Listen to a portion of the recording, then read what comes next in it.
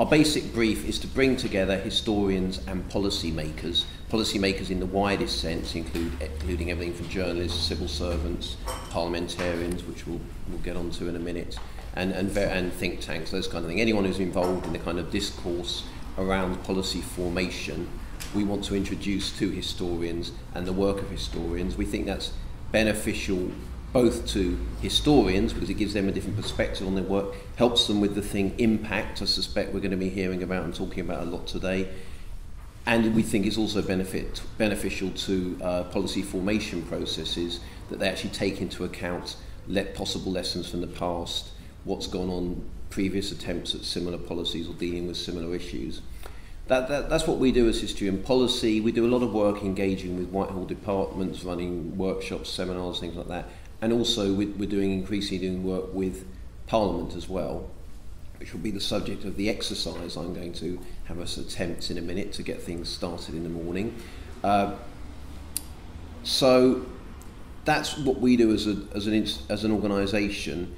We actually also think that some of what we do, although primarily we're working with historians, is actually transferable to other disciplines, and the approach we take to using our methodology and our knowledge and our research and applying it in the public policy environment can also work with other disciplines as well. And I've seen the spreadsheet. I know we've got a lot of different disciplines here today, which is great. So I'm now going to move on to the actual exercise I'd like us to attempt today. One way in which historians and people from many other disciplines can engage with public policy in a way which is actually quite transparent and quite useful in terms of being able to demonstrate that you've done it and possibly that you've had an impact, is by working with Parliament, and in particular working with parliamentary committees. I see that Olivia has helpfully included a blog, an LSE blog, in the pack that talks about 8 ways research gets into Parliament, has a list of the different ways in which you can actually get your research into Parliament, various different items on the list. Item number 2 is through Commons and Lords Select Committee inquiries, and that's actually what we're going to be doing today. You may or may not know, but the House of Commons has about 18 select committees, each of which are responsible for shadowing a particular Whitehall department and its work. And they produce reports, they look at what that department's doing, look at its policies, carry out investigations into what's going on and make recommendations to the government. That's what they do. They are cross-party bodies, so they're not actually working for one particular party. They've got MPs from multiple parties within Parliament on them, so they generally try and work by consensus and try and agree across parties what their recommendations might be. That's an important part of what they do. And in doing their work, in carrying out their inquiries, the critical activity they do is take evidence from the public. And the public can include literally the public, i.e. anyone out there who's interested, and then also more specialist targeted groups. And obviously in reality, they spend a lot of time talking to what we might call the usual suspects. They often call in the same people over and over again to give evidence.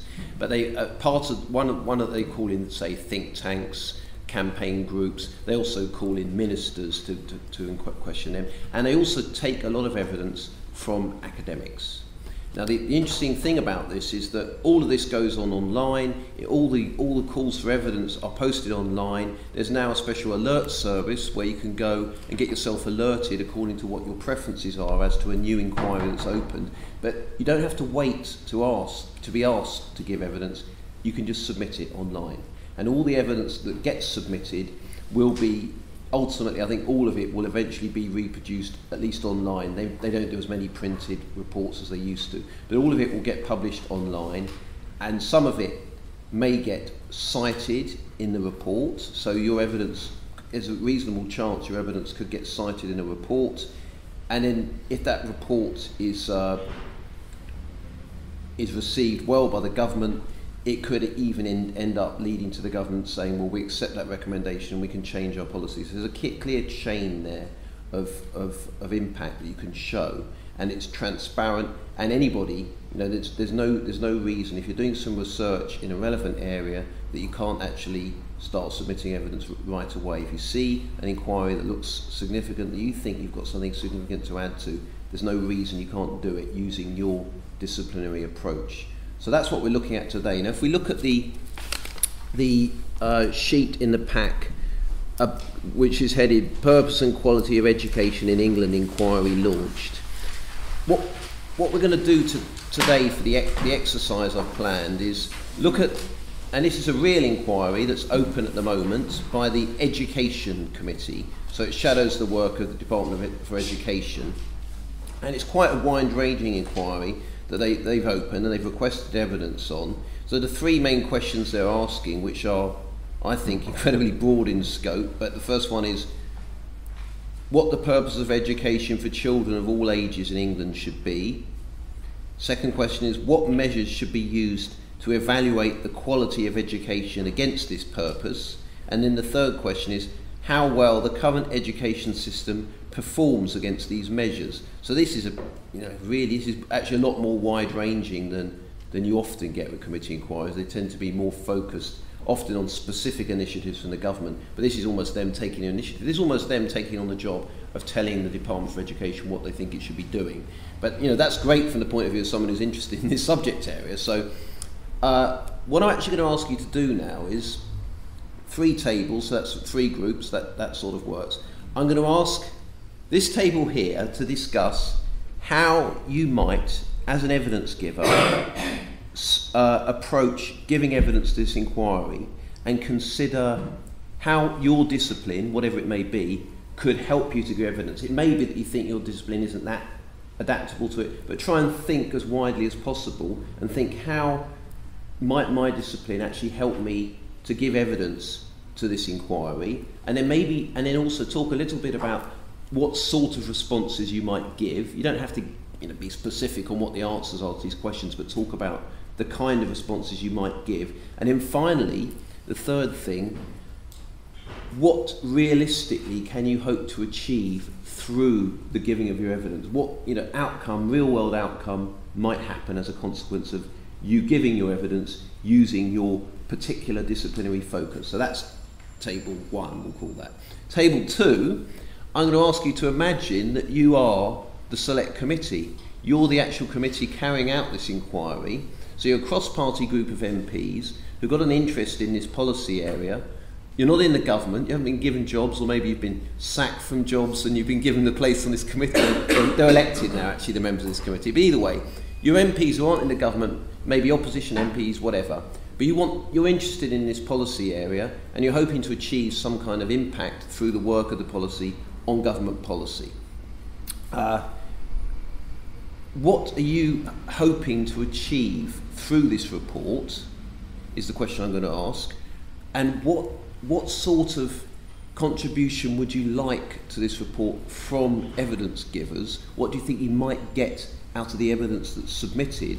And then finally, within that, what specifically might you hope to get out of academics giving evidence from their disciplinary perspective? What's the particular value of that, and how might that help you to achieve what you think you might realistically be able to achieve? So that's table 2. Then finally, table 3 over there. Hello, table 3. I'd like you to imagine you are the government. You're officials and ministers, Department of Education, and what I want you to think about is, how do you feel about this committee carrying out this report? What do you see as being the opportunities presented by it? What do you see as being the possible challenges, the possible problems that might come out of this committee carrying out this report? And in particular, how do you feel about the use of evidence that the committee might make for this report, and how you might react to that, how you might respond to it, and within that, in particular, how you might feel about the fact that it's taken evidence from experts, academic experts in particular areas. How does that influence the way you approach the report that the committee produces, and how does that influence the way you might respond to whatever the committee report. So what will you be thinking about when it comes time to respond to this committee report, which the government has to do within 3 months? What might its attitude be? How might it approach the way it will respond?